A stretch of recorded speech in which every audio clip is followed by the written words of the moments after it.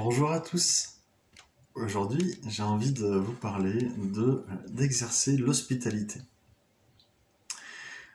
C'est super important d'exercer l'hospitalité, surtout quand on fait des églises de maison ou des familles spirituelles comme nous.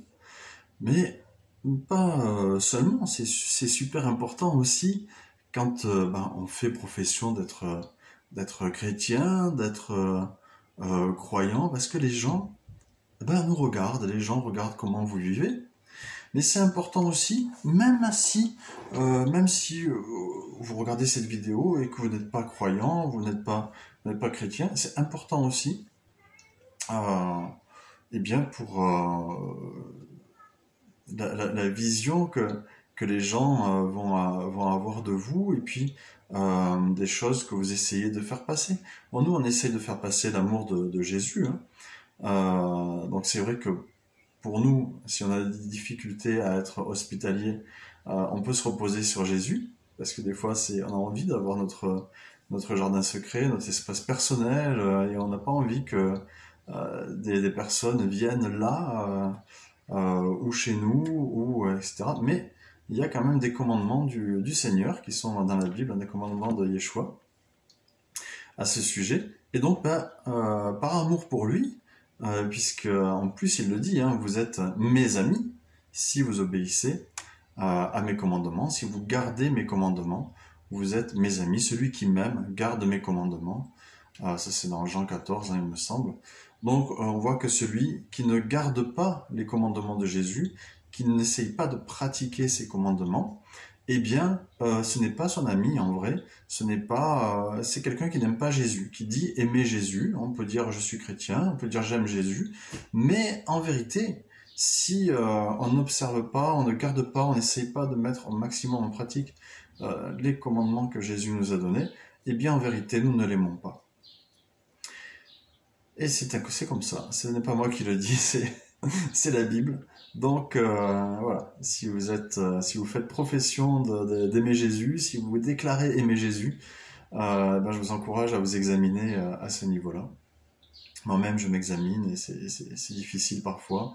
Il y a des moments où je dois dire Jésus, au secours, parce que là, j'arrive pas à t'obéir et j'ai vraiment besoin de toi dans ce domaine et surtout dans le domaine de l'hospitalité, parce que personnellement, je suis quelqu'un d'assez casanier. J'aime pas trop quand les gens viennent chez moi, etc. Même si, c'est vrai, j'ai du plaisir quand les personnes sont chez moi, par contre, à les avoir à la maison, à leur faire des bons petits plats, etc. Quand ils sont à la maison, c'est à l'idée qu'ils viennent. Des fois, j'ai pas plaisir. Mais quand ils sont là, j'ai plaisir. Et quand ils partent, je suis triste. Bon, c'est comme ça. On a tous nos petites contradictions. Et là, j'ai besoin que Jésus vienne à mon secours dans ce domaine. Et puis, si vous êtes disciple de Jésus, je pense que vous avez peut-être le même combat dans ces choses-là. Et si vous n'êtes pas disciple de Jésus, mais vous avez peut-être des choses, des idées à faire passer, vous êtes peut-être dans le commerce ou autre chose, ça peut vous servir aussi. Ce que je vais dire si vous avez du mal dans ces choses-là, parce que des fois, malheureusement, c'est des choses de base, mais on vit aujourd'hui dans une société où une bonne partie des parents, pas du côté de ma maman, en tout cas, ma maman m'a bien appris certaines choses, et mes grands-parents aussi. Donc là, je les bénis, je les remercie.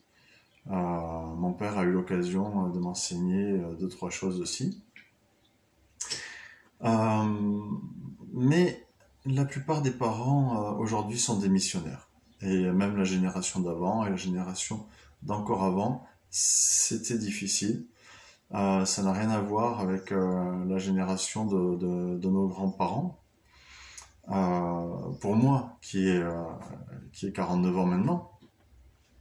Mais pour les personnes qui ont 20 ans, 30 ans, voire même 40 ans, 50 ans, les parents, c'était pas ça. Et ça, c'est depuis 68, depuis mai 68. Avant, les parents étaient responsables, n'étaient pas des missionnaires comme maintenant, c'était vraiment différent. Il y avait il y avait une éducation, mais à partir de 68, c'était vraiment plus j'ai besoin de mon temps à moi, les enfants ils feront leur vie. J'ai même écouté des parents qui disaient s'il se brosse pas les dents, il verra bien quand il les perdra.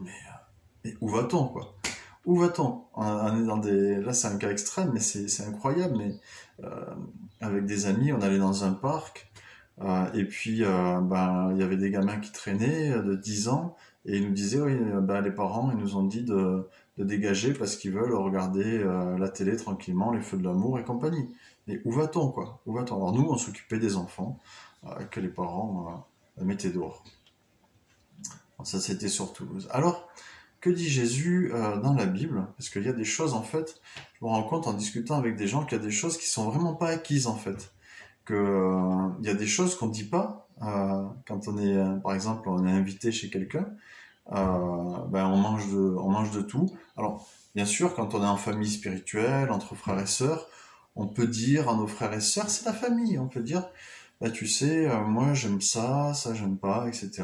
Quand on nous invite à manger voilà bon, on peut le dire mais quand on est invité chez des gens qu'on connaît pas même si c'est des frères et sœurs, peut-être pour la première fois, on mange de tout, on fait pas de réflexion, et puis on prend un petit peu, et tant pis. Mais après, on peut être franc si la personne dit ah mais tu manges pas plus que ça. Bah, écoute, je fais l'effort d'en manger parce que tu m'as invité et puis t'as fait le repas. C'est vrai que ça c'est quelque chose que j'aime pas trop. Si tu es allergique, bah, tu le dis vraiment quoi. Mais voilà, t'es pas là pour dire tout ce que tu ressens, tout ce que il y a quand même une certaine réserve à avoir. Je veux dire, oui, on est dans la vérité, on est dans la lumière, mais il y a aussi la politesse, la correction, le respect de l'autre, de ce qu'il a préparé pour nous, etc. On veut l'honorer en fait. On veut honorer la personne quand on est invité ou quand on reçoit. Donc, il y a des choses que moi je constate en discutant avec les gens, c'est pas acquis.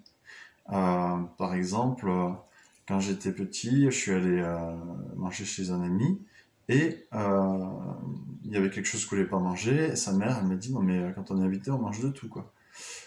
Ça c'est quelque chose qui m'est resté. Ma mère me l'avait dit, il a fallu on me le redise, mais c'est resté. Je veux pas avoir la honte ni faire honte euh, aux autres. C'est pas possible parce que derrière, si si moi je mets quelqu'un en gênance, eh bien la personne va dire mais comment il a été éduqué? Donc derrière je mets l'éducation de mes parents derrière. Je suis héritier de ça. Donc et je dois les honorer. La Bible dit honore ton père et ta mère et tu vivras heureux dans le pays que l'Éternel te donne. Et ben une façon de les honorer, c'est de montrer qu'ils vous ont bien éduqués aussi. Vous voyez? C'est de montrer que vous êtes mal éduqués, que vous dites tout ce que vous pensez à la volée, ou que vous vous comportez vraiment, vous arrivez en terrain conquis chez les gens, euh, ou que vous recevez les gens comme des moins que rien, derrière, vous n'honorez pas vos parents. Donc ça, c'est quand même un manquement biblique. On n'y pense pas. On n'y pense pas. On dit, honore ton père et ta mère. Ah oui, ok, d'accord. Bonjour papa, bonjour maman, je t'aime. Mais c'est pas que ça s'arrête pas à ça. Ça s'arrête aussi, ça va jusqu'à démontrer tout ce qu'ils vous ont enseigné. Et oui, on n'y pense pas. Alors que nous dit la Bible? La Bible dit dans Jean 13, 33, Jean 13, 34. Je vous donne un commandement nouveau, aimez-vous les uns les autres, comme je vous ai aimé, vous aussi aimez-vous les uns les autres. À ceci, tous connaîtront que vous êtes mes disciples, si vous avez de l'amour les uns pour les autres. Et on dit, ah oui, je t'aime mon frère, je t'aime ma sœur, mais au final, reste chez toi, reste tranquille, voilà, je t'aime, mais je veux pas avoir trop m'impliquer dans ta vie, dans tes besoins ou ce genre de choses. je t'aime, ça suffit, la Bible dit de s'aimer les uns les autres, de là découle tout les autres commandements. Euh, voilà, donc j'aime les uns les autres, donc je suis un disciple de Jésus puisque c'est écrit. Oui, mais c'est pas écrit que ça, c'est aussi écrit si vous m'aimez, gardez mes commandements. Celui qui m'aime, c'est celui qui observe mes commandements, etc. Et donc il faut tout prendre, hein. On ne peut pas prendre juste un verset.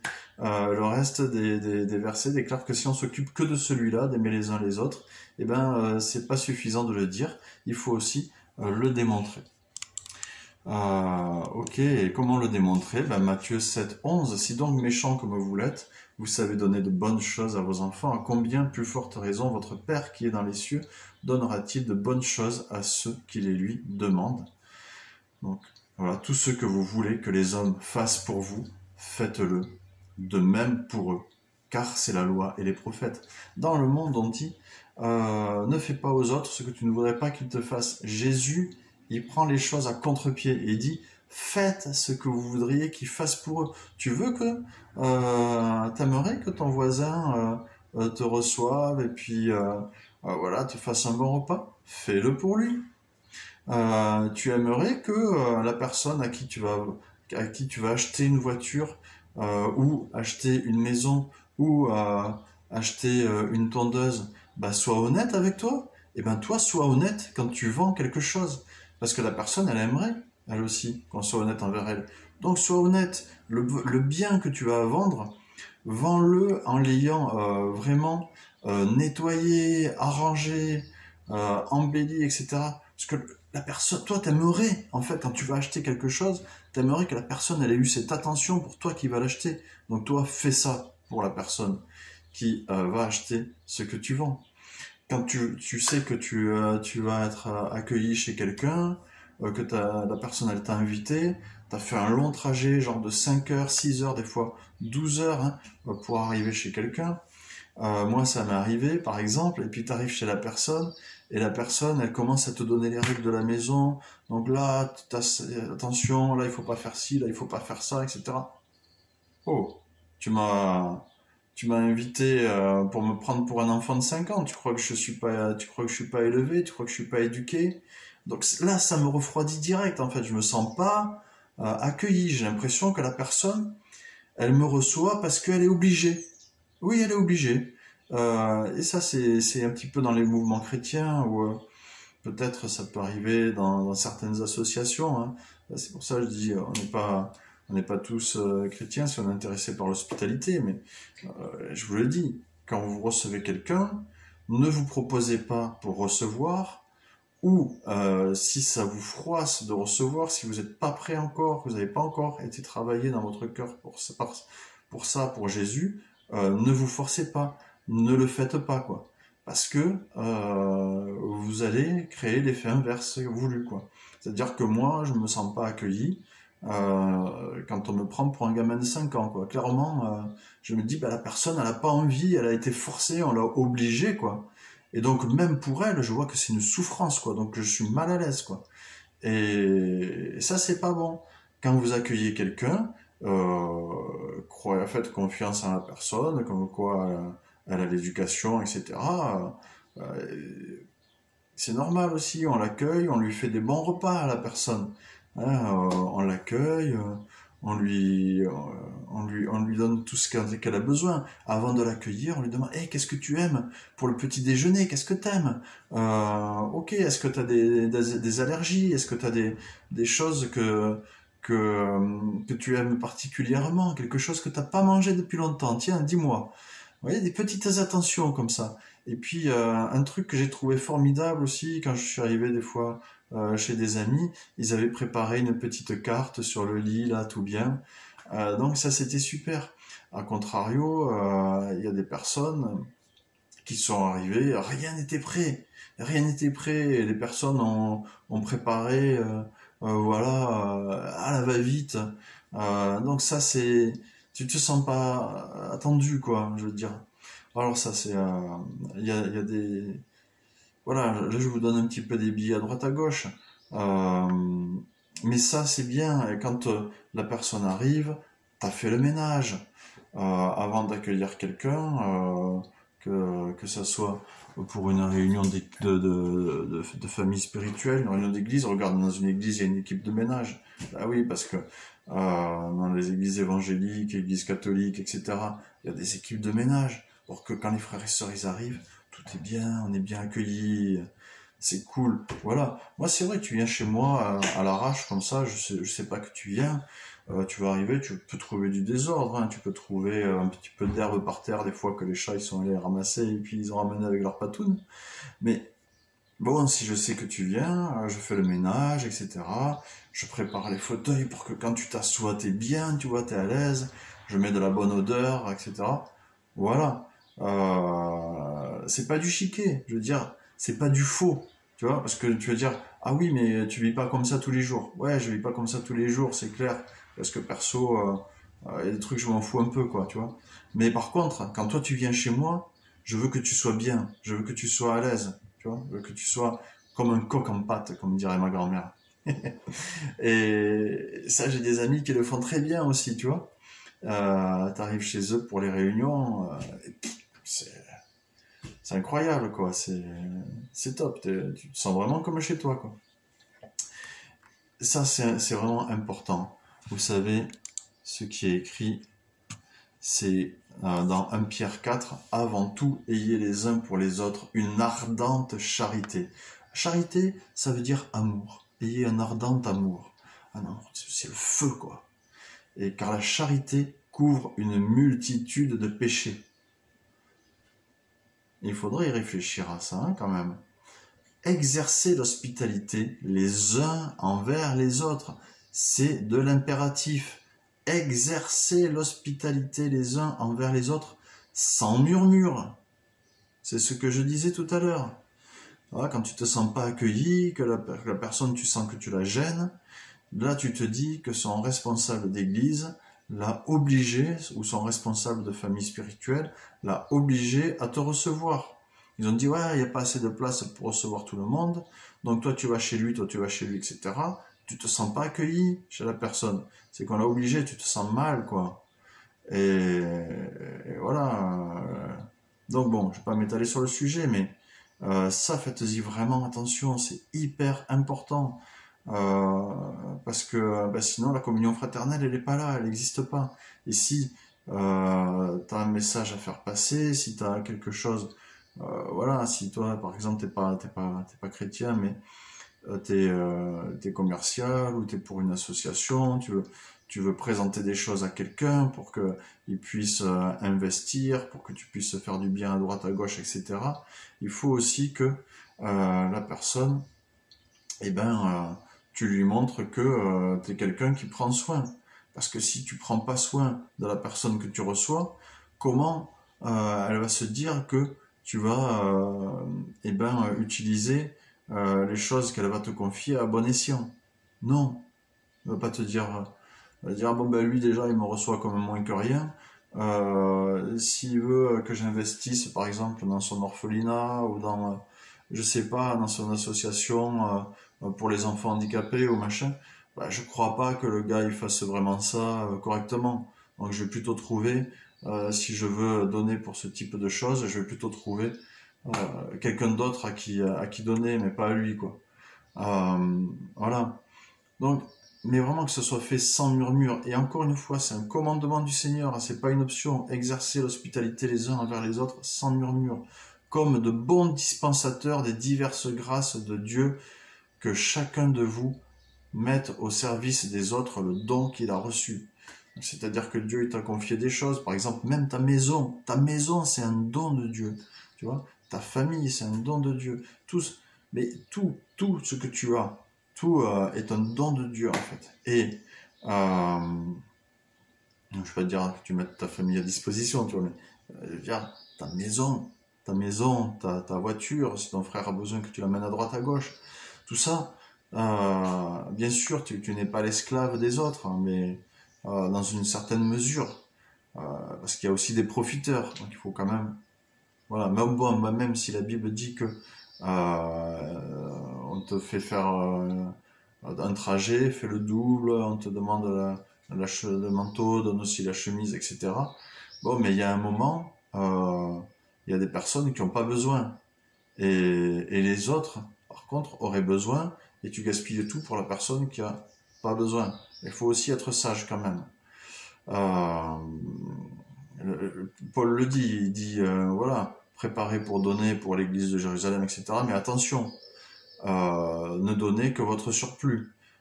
Parce que le but n'est pas de vous mettre dans le besoin, mais qu'il y ait une égalité, en fait. Voilà. Que ceux qui n'ont rien puissent avoir, et ceux qui ont trop, ben voilà, et quand même suffisamment. Mais que tout le monde ait assez, quoi. Voilà. Donc, c'est un commandement du Seigneur. Et si tu as un problème, demande-lui de t'aider là-dedans. Parce que il le fera vraiment. Et le pire, c'est quand ce sont des personnes qui sont responsables de familles spirituelles, responsables d'églises, qui n'ont pas ces choses-là et qui n'ont pas cet intérêt pour accueillir et qu'on les a établis responsables. Ça, c'est le pire. Philippiens, ah non, c'est 1 Timothée 3,2. Il faut donc que l'évêque soit irréprochable, mari d'une seule femme, sobre, modéré, réglé dans sa conduite, hospitalier, bon, propre enseignement, mais hospitalier. Et donc ça, c'est vraiment important, même pour les diacres et pour toute personne qui est dans un ministère, mais on l'a vu, c'est même important pour tout disciple de Jésus. Voilà, c'est ce que je voulais vous partager ce matin et c'est pas toujours évident, comme je vous disais, même pour moi, j'ai pas toujours envie de recevoir ou d'aller chez les autres. Donc, ben, papa, je te remercie que tu viens dans ces choses-là pour nous enseigner, pour nous dire même comment on aurait nos parents à travers notre façon de recevoir, notre façon d'aller chez les autres aussi, parce que quand on va chez les autres, eh ben là aussi, il y a une façon d'aller, une façon d'arriver, une façon de se comporter chez les autres. Et tout ça, ben, souvent c'est vrai, malheureusement, la plupart en ont manqué parce que leurs parents n'étaient pas toujours là. Et papa, toi, tu es notre papa dans le ciel, tu nous as donné ton Esprit Saint, et je te remercie que tu nous rappelles, voilà, comment Jésus se comportait, tout ce qu'il y a dans les proverbes, tout ce qui est écrit dans la Bible, etc. Tu nous as vraiment tout donné comme un papa, parce que tu savais à l'avance que beaucoup parmi nous allaient manquer de ces choses-là, et tu nous as tout donné dans ta parole. Alors merci que tu nous mets à cœur par ton esprit de lire et que tu nous donnes non seulement de lire ta parole pour nous en nourrir, mais aussi que tu nous accompagnes dans le choix des passages, parce que tu peux nous dire vraiment par ton esprit quel est le meilleur passage à lire pour nous, les choses dont on a besoin, là où on doit avancer.